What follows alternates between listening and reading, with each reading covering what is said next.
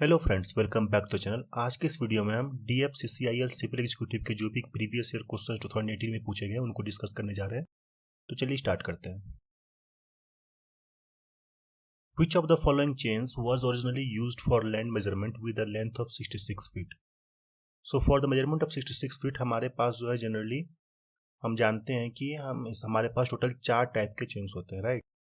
The first one is the Gunter's chain, second one is the engineer's chain, third one is metric chain and fourth one is revenue chain. Okay, तो surveyor's chain जो होता है, जो Günter chain होता है, उसकी जो length होती है वो होती है आपकी 66 फीट होती है। ओके, बाकी इंजीनियर्स चेन का जो होता है वो होता है आपका 100 feet, metric chain 20 metre 30 metre में आता है, और रेवेन्यू चेन जो है वो आता है आपका 10 metre, that is equal to 33 feet.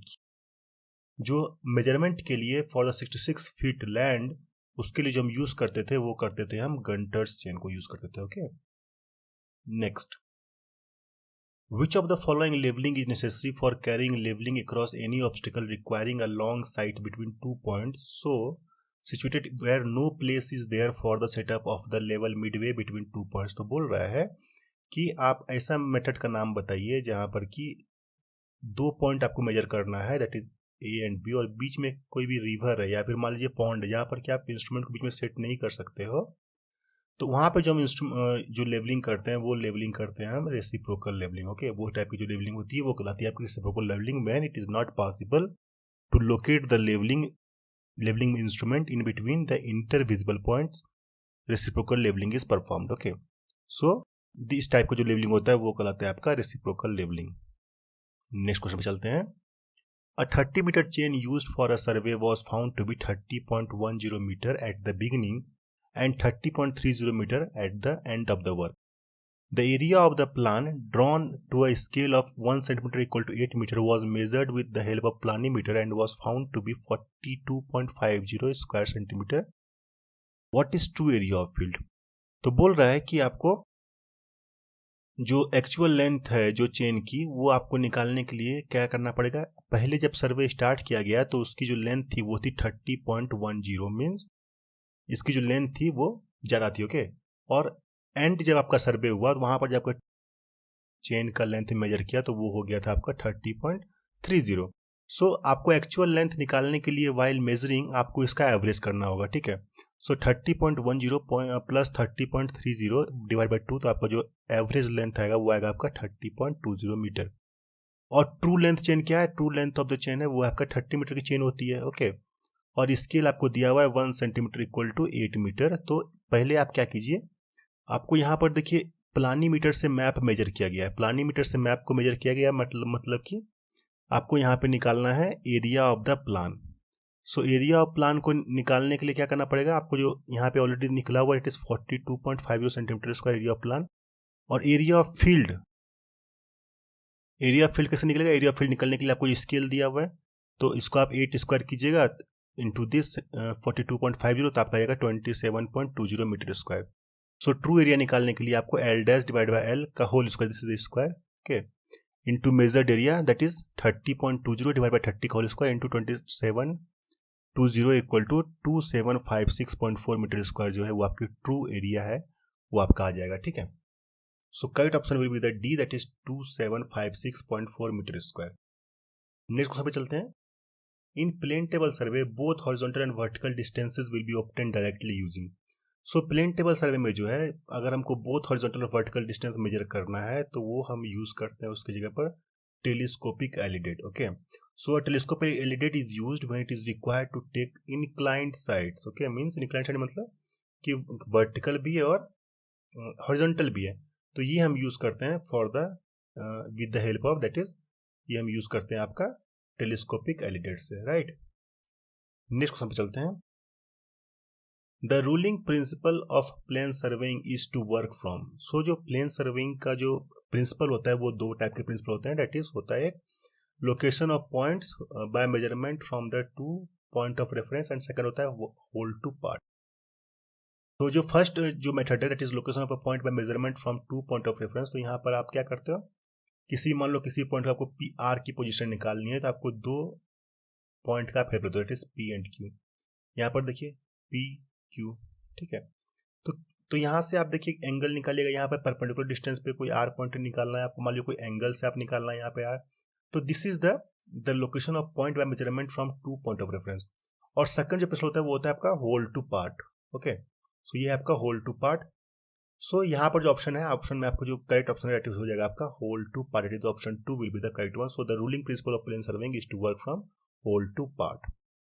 Next question, what is the main objective of providing tie line in chain survey? So tie line जो होता है उसका मेन ऑब्जेक्टिव होता है to check the accuracy of the surveying. Okay, surveying की accuracy check करने के लिए हम टाई लाइन का यूज करते हैं। So tie line to check the accuracy of nearby object. Tie line is a line which joins subsidiary station or tie station. It is used for accuracy. So the main objective of providing tie line in chain survey to take the details of the nearby objects, or you can say it is used for the accuracy. Next question पे चलते हैं। The permissible error E for the precise leveling type with distance D in kilometer is given by. So जो permissible error होता है, हम देखते हैं कि permissible error for different type of level, it is rough levelling, ordinary levelling, accurate levelling और precise levelling में अलग अलग होता है वैल्यू। ठीक है, सो जो प्रिसाइज लेवलिंग का जो होता है फॉर्मूला वो होता है आपका E equal to plus minus 0.006 into under D, जहां पर कि ई जो है वो मीटर में होगा और डी जो है आपका किलोमीटर में होगा। ओके, तो करेक्ट ऑप्शन जो हो जाएगा आपका E equal to plus plus minus 0.006 under D. Next question पे चलते हैं। The plane table survey works on the principle of. So plane table survey किस प्रिंसिपल पे काम करता है? तो प्लेन टेबल सर्वे जो है वो काम करता है आपका पैरेललिज्म प्रिंसिपल पे। तो पैरेललिज्म प्रिंसिपल क्या होता है? तो plane table survey is based on the principle that lines drawn during plotting always lie parallel to the corresponding line present on the ground. So जो भी लाइन नीचे आपके ग्राउंड में अवेलेबल है वहां पे क्या करना है, टेबल पर जो आपका मैप लगा हुआ है, जो आपके पेपर लगी हुई है, उसके पैरेलल हम लाइन ड्रॉ करते चले जाते हैं। Okay, so parallel line draw करते हैं तो आपको यहाँ पर एक्चुअल मैप बन के रेडी हो जाता है आपके टेबल पे। Okay, so this principle is called the parallelism. Next पे चलते हैं। A fluid in which shear stress is more than yield value and shear stress is proportional to the shear strain is known as. तो बोल रहा है कि अ fluid in विच अगर shear stress जो है मोर है किससे, yield value, and shear stress is proportional to the shear strain, तो वो कौन सा फ्लूइड कहलाता है? तो वो फ्लूइड जो वो कहलाता है आपका ideal plastic. So when a shear stress is proportional to the velocity gradient and shear stress is more than the yield value, it is known as ideal plastic fluid. और अगर कोई फ्लूइड जो है वो न्यूटन्स लॉ ऑफ विस्कोसिटी को follow करता है तो वो कहलाता है आपका न्यूटोनियन फ्लूइड। और अगर वो न्यूटन्स लॉ ऑफ विस्कोसिटी को फॉलो नहीं करता है तो वो कहलाता है आपका नॉन न्यूटोनियन फ्लूइड, राइट। और आइडियल क्या होता है? आइडियल फ्लूइड वो होता है अगर वो इनकम्प्रेसिबल है और नॉन विस्कस है, तो this type of fluid is not available. Okay, it is an imaginary fluid, so this is called ideal. So यहाँ पर जो आपका कट ऑप्शन हो जाएगा वो आपका हो जाएगा ideal plastic fluid will be the answer, right. Next पे चलते हैं। Which of the following is not an objective of seasoning of timber? तो सीजनिंग ऑफ टिम्बर जो करते हैं उसका जो मेन ऑब्जेक्टिव होता है वो आप यहाँ पर देख सकते हैं। जो मेन ऑब्जेक्टिव होता है सीजनिंग ऑफ टिम्बर वो क्या होता है? Maintain the size and shape of the timber, improve strength, hardness and stiffness of timber, make it suitable for receiving various treatments like paints, preservatives, varnishes, etc.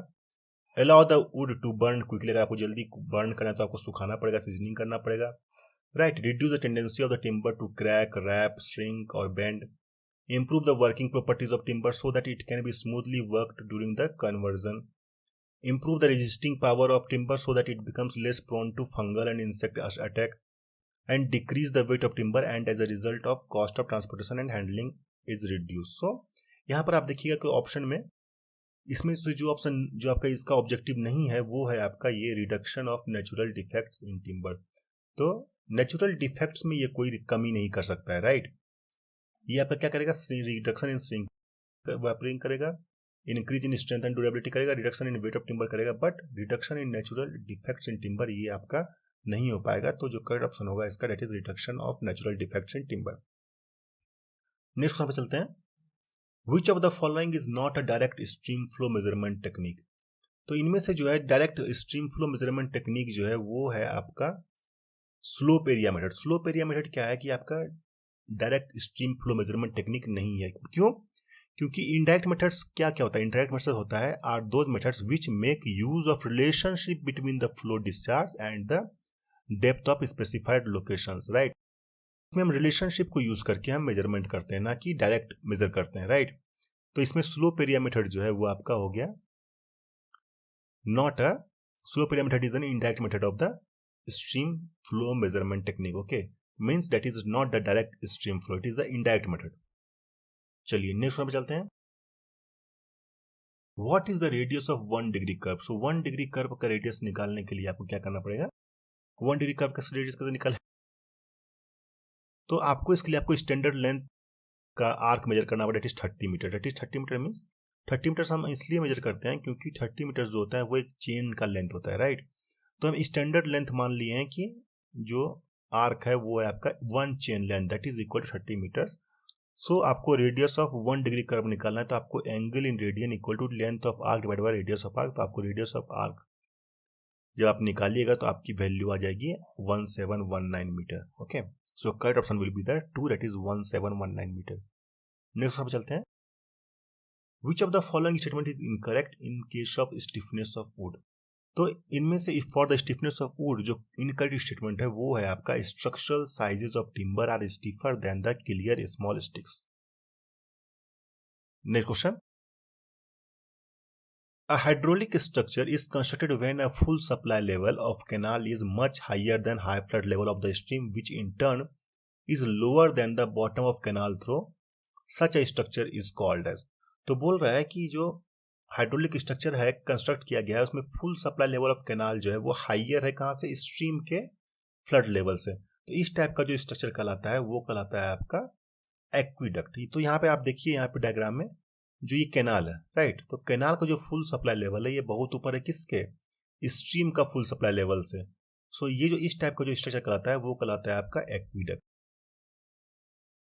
Next, Mohs scale is use to determine dash of the stone. तो Mohs scale जो हम use करते हैं to determine the hardness of the stone, okay. तो hardness of the stone को हम निकालने के लिए इसको हम मूहर स्केल को यूज करते हैं। और ये बेसिकली आपको जो है एक स्केल देता है, रिलेटिव स्केल देता है, इज 1 to 10 के बीच में एक नंबरिंग देता है, ओके।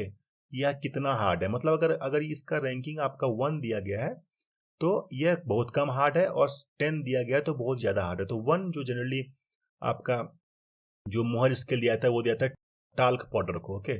पाउडर जो जिससे बनता है टाल्क, ओके। सो टाल्क को हम देते हैं 1, और 10 किसको देते हैं, 10 देते हैं जो मोहर स्केल है जिसकी हाईएस्ट वैल्यू है वो दिया जाता है आपको डायमंड को, राइट। सो डायमंड सबसे ज्यादा हार्ड होता है और टाल्क जो होता है वो सबसे कम होता है। तो इसकी वैल्यू 1 होती है और डायमंड की वैल्यू आपकी 10 होती है, राइट। चलिए नेक्स्ट वन पे चलते हैं। The spacing between adjacent spurs in river training work is generally kept between dash times the spur length. So इसका जो kite वैल्यू होगा वो होगा आपका 2 to 2.5. Next question. The principal chemical constituent present in argillaceous rock is, so argillaceous rock में जो principal chemical constituent पाया जाता है वो पाया जाता है आपका Al2O3. Next question. Generally the swelling of wood along the length of fibers ranges from, तो जनरली जो स्वेलिंग ऑफ वुड है along the length of fibers वो आपका वेरी करता है 0.1 to 0.8%. Next, a 6-hour rainfall of 6 centimeter at a place A was found to have a return period of 40 years. The probability that a 6-hour rainfall of this or larger magnitude will occur at least once in 20 successive year क्या होगा? तो बोल रहा है कि एक 6-hour rainfall of 6 centimetre at a place A का return period जो है वो है 40 ईयर्स का। तो आप प्रोबेबिलिटी बताइए कि 6-hour रेनफॉल ऑफ दिस और लार्जर मैग्नीट्यूड जो है at least once in 20 successive years में आने का क्या प्रोबेबिलिटी है। तो इसको हम सॉल्व करेंगे। जैसे देखिए यहाँ पे रिटर्न पीरियड दिया हुआ आपको 40 दैट इज टी, और एन दिया हुआ है 20। तो प्रोबेबिलिटी जो होता है प्रोबेबिलिटी होता है 1 divide by return period is equal to 0.025 हो जाएगा, ठीक है। तो probability of rainfall not occurring at all in n successive years Q equal to होगा आपका 1 माइनस पी। तो 1 minus 0.025 that is equal to 0.097।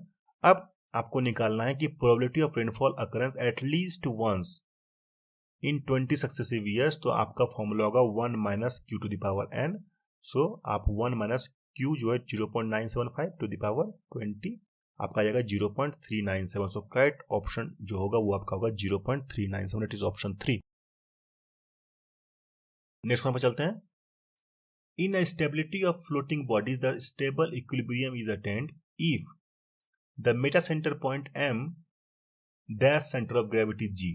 तो बोल रहा है कि फॉर अ स्टेबल इक्विलिब्रियम, अगर कोई फ्लोटिंग बॉडी है तो उसकी स्टेबिलिटी के लिए मेटा सेंटर पॉइंट और सेंटर ऑफ ग्रेविटी पॉइंट्स कहाँ पर होना चाहिए। सो जो मेटा सेंटर पॉइंट है वो जो है आपका lies above centre of gravity होना चाहिए। ओके, सेंटर ऑफ ग्रेविटी से ऊपर होना चाहिए, उससे जो आपका बॉडीज है, फ्लोटिंग बॉडीज है, वो स्टेबिलिटी पोजिशन में रहेगा। Okay, next question. As per IS 456-2000, the minimum grade of concrete used for severe exposure conditions should be. So, according to IS 456-2000 जो है, the minimum grade of concrete used for severe exposure condition वो होगा आपका M30। Next question. Water absorption of a good brick should not exceed dash of its dry weight when kept immersed in water for 24 hours. सो अगर आपको बोल रहा है कि water absorption of जो गुड ब्रिक है वो हम अगर हम उसको ब्रिक को 24 आवर्स के लिए पानी में रखते हैं तो उसमें जो वाटर एब्जॉर्प्शन है वो shall not be more than 20% of the its dry weight for a good quality bricks. Okay, so correct option जो हो जाएगा आपका हो जाएगा आपका 20% से ज्यादा वाटर एब्जॉर्ब नहीं करना चाहिए उस brick. Next, the short-term modulus of elasticity of concrete in Newton per mm square as per IS 456-2000 is given by। तो जो short term modulus of elasticity of concrete है एज पर 456-2000 वो उसका फॉर्मूला होता है आपका 5000 अंडर रूट एफसी के। Next question. In theodolites the axis of rotation of telescope in the vertical plane indicates. So theodolite में the axis of rotation of telescope in the vertical plane वो indicate करता है आपका horizontal axis को। Next question. According to IS 456-2000, the exposure condition of concrete surfaces to coastal environment completely is classified। तो as per IS 456, so जो concrete surface का exposure condition है in case of coastal environment वो आपका होता है severe condition। Next, the relationship between the effective modulus ECE, short-term elastic static modulus EC and creep coefficient theta of concrete is given by। so इसमें जो relationship होता है वो होता है आपका ECE equal to EC divide by 1 plus theta. Next question. The test which is not used to measure the workability of concrete is called dash test. तो इनमें से बोल रहा है कौन सा टेस्ट है जो आपका वर्केबिलिटी ऑफ कंक्रीट डिटरमाइन करने के लिए यूज नहीं होता है, तो वो होता है आपका लीच-अटेरियस टेस्ट। ओके, सो लीच-अटेरियस टेस्ट जो होता है वो यूज होता है किसके लिए, वो यूज होता है आपको साउंडनेस ऑफ सीमेंट डिटरमाइन करने के लिए, ना कि वर्केबिलिटी ऑफ कंक्रीट डिटरमाइन करने के लिए। ओके, तो करेक्ट ऑप्शन जो हो जाएगा वो आपका हो जाएगा Le Chatelier's test. Next question. According to IS 456-2000, the slump value of the concrete used in ordinary RCC work for beams and slabs etc. So for IS 456-2000, the slump value of the concrete जो होता है for ordinary RCC work वो होता है आपका 50 to 100 mm। Next question. Water cement ratio is the ratio of, so water cement ratio जो होता है वो होता है आपका weight of water to the weight of cement. So इसमें अगर आपका लोअर रेशियो है, वाटर सीमेंट रेशियो अगर आपका बहुत कम है तो वो हायर स्ट्रेंथ और ड्यूरेबिलिटी उसमें होता है, बट अगर आपका वाटर और सीमेंट रेशियो क्या है, ज्यादा है तो उसकी स्ट्रेंथ कम होती है। लेकिन आप उसको ज्यादा कम कर दीजिएगा वाटर सीमेंट रेशियो को, तो क्या होगा, it may make the mix difficult to work with the form, आपको वर्क करने में प्रॉब्लम आएगी। Next question. Steel beam theory is the method used to analyze and in the design of a design of, तो steel beam theory जो use होता है वो होता है आपका for the design of doubly reinforce section. तो steel beam theory is used to find the approximate value of the moment of resistance of a doubly reinforced beam, especially when the area of compression steel is equal to or more than the area of the tensile steel। okay, so for doubly reinforced section हम steel beam theory को use करते हैं। next question। The guidelines for pre-stressed concrete is given by which of the following Bureau of Indian Standard Code? So for pre-stressed concrete जो code होता है वो follow किया जाता है आपका IS 1343/1980. Next, the analysis of pre-stressed concrete members is based on which of the following concepts? So the analysis of the pre-stressed concrete members है वो आपका जो कॉन्सेप्ट फॉलो करता है वो होता है आपका combined stresses due to direct load and bending stresses. Next, which of the following coagulant is most completely used in sedimentation process in water treatment plant? So जो most commonly used sedimentation process है उसमें से जो coagulant use होता है वो होता है आपका एल्युमिनियम सल्फेट. सो एल्युमिनियम सल्फेट जो है ये आपका मोस्ट कॉमनली यूज्ड coagulant है in the sedimentation process. Next question. According to IS 456/2000, the nominal cover provided for the concrete surfaces exposed to very severe environmental conditions shall not be less than. So जो nominal cover provided क्या आता है for the concrete surfaces exposed to very severe environmental conditions वो आपका shall not be less than होना चाहिए 50 mm. So very severe condition का यहाँ पर आपको दिया गया है, यहाँ पर आपको nominal cover 50 mm होना चाहिए और minimum grade of concrete जो है वो 35 होनी चाहिए. तो ऐसे ही आपको माइल्ड की दिया हुआ है, मॉडरेट का दिया हुआ है, सीवियर दिया हुआ है और एक्सट्रीम भी दिया हुआ है. उसका मिनिमम ग्रेड ऑफ कंक्रीट दिया हुआ है और नॉमिनल कवर जो उसमें यूज होना चाहिए वो आपका दिया हुआ है. So for very severe condition M30 grade concrete use होना चाहिए और 50 mm का जो है नॉमिनल कवर वहां पर होना चाहिए. Next, which of the following system is use for pre tensioning? तो प्री टेंशनिंग के लिए जो सिस्टम यूज होता है वो होता है आपका Hoyer's long line system. Next, which of the following post-tensioning system adopts metallic sandwich plates, flat wedges and distribution plate for anchoring the wires? So इसमें जो मेथड होता है वो होता है आपका Magnel Blaton method. Next, the upward deflection of a pre-stressed beam with a straight tendon at a uniform electric eccentricity below the central axis is given by. तो upward deflection आपको निकालना है of a pre-stressed beam with a straight tendon at a uniform eccentricity below the central axis, जहां पर कि P जो है आपका इफेक्टिव प्री स्ट्रेसिंग फोर्स है, E इसेंट्रिसिटी है, L length of the beam है और E मॉडुलस प्लास्टिसिटी है और I मोमेंट ऑफ इनर्शिया है. इसका जो करेक्ट ऑप्शन है वो होगा आपका -PEL² divide by ATI. Next question. As per IS 1343/1980 the minimum 28 days compressive strength for pre tension members is. So अब बोल रहा है IS 1343/1980 का जो है आप बताइए मिनिमम 28 डे कौन सा कंक्रीट यूज करेंगे फॉर प्री टेंशन मेंबर्स में? तो प्री टेंशन मेंबर में जो हम यूज करते हैं वो हम यूज करते हैं 40 Nm/mm², मींस 40 MPa का जो है M40 कंक्रीट हम for the pre tension member में यूज करते हैं. Next, which of the following is a disadvantage of in the use of Freyssinet system of post tensioning? तो डिसएडवांटेज क्या है in the case of Freyssinet system of post tensioning? उसका disadvantage है stresses in the wires are not similar. Next question. A concrete beam is pre-stressed by a cable carrying an initial pre-stressing force of 300 kN, area is 300 mm². What is the percentage loss of stress due to shrinkage in pre-tension member? So आपको percentage loss of stress निकालना due to shrinkage, तो वो निकालना कैसे करेंगे, कैसे निकालिएगा? तो पहले आपको निकालना है initial stress of wires. Okay, तो इनिशियल स्ट्रेस ऑफ वायर्स के लिए आपको क्या करना पड़ेगा? जो आपको pre stressing force divide by area कीजिएगा, तो 300 × 10⁻³ डिवाइड बाय 300 एरिया, तो आपका आ जाएगा 100 Nm/mm². डेट इज आपका initial stress in the wires हो जाएगा. ठीक है, क्यू आपको किलोमीटर में था तो आपको मीटर में चेंज करने के लिए 10⁻³ से मल्टीप्लाई किया है. सो अगर if the beam is pre tension and cell total residual shrinkage strength का जो फॉर्मूला होता है वो होता है 300 × 10⁻⁶. अगर प्री टेंशन है तो लॉस ऑफ स्ट्रेस क्या होता है? Loss of epsilon CS × ES. तो एप्सिलॉन जो है आपको यहाँ पर 300 × 10⁻⁶ इंटू 210 × 10⁻³, तो आपका आ जाएगा 63 Nm/mm². तो आपको परसेंटेज लॉस कैसे निकालिएगा? आपको जो loss in stress divide by total जो आपका है यहाँ पर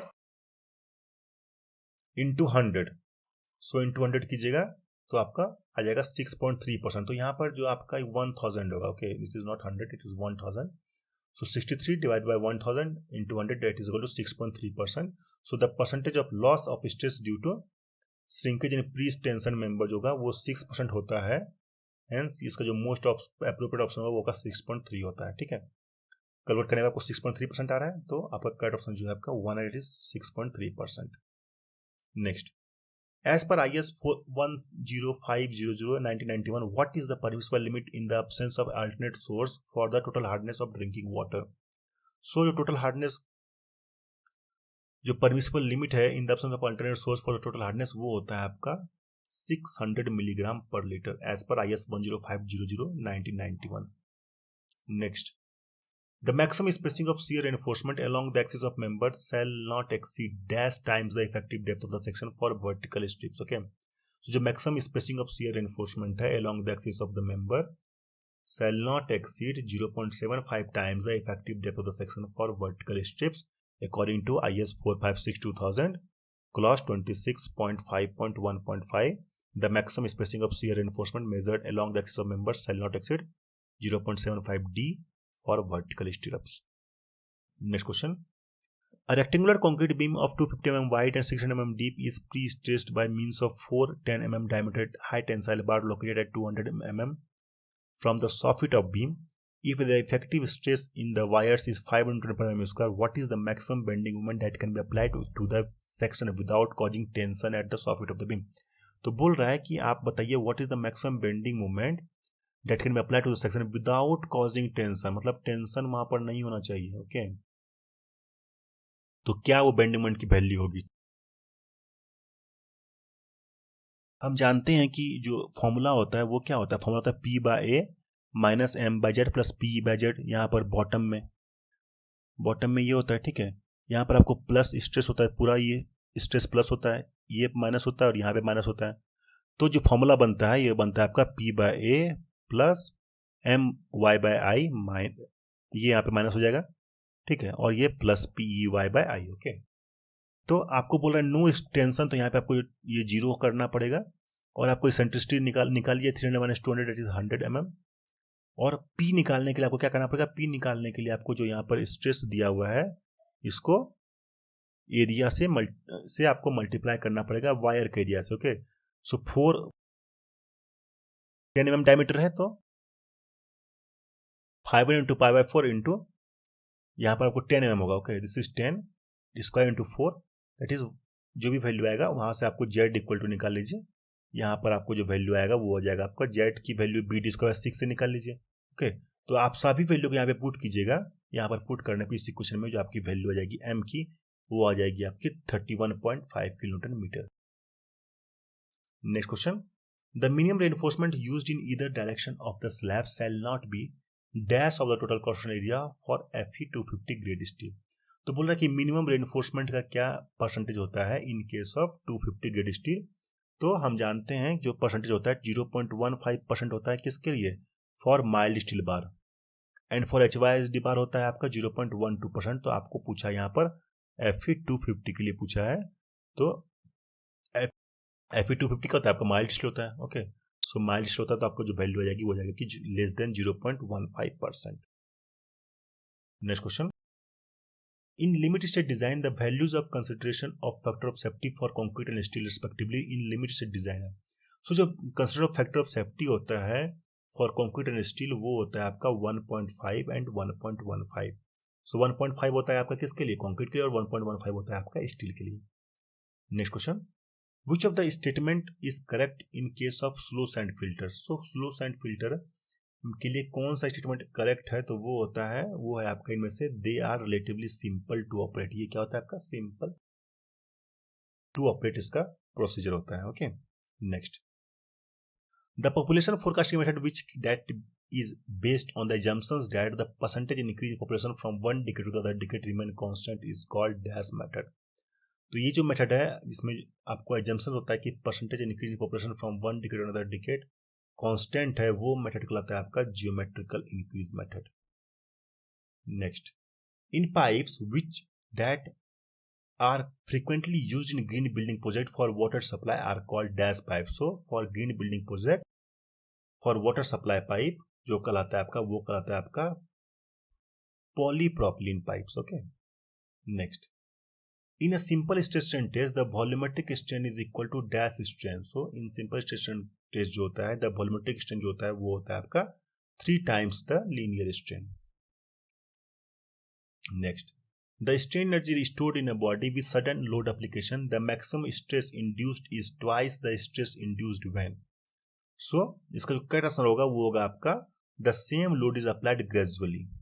So अगर same load applied gradually होगा तो the strain energy stored in a body with sudden load application, the maximum stress induced is twice the stress induced when the load applied is gradually. So thank you very much guys for watching this video. Thank you.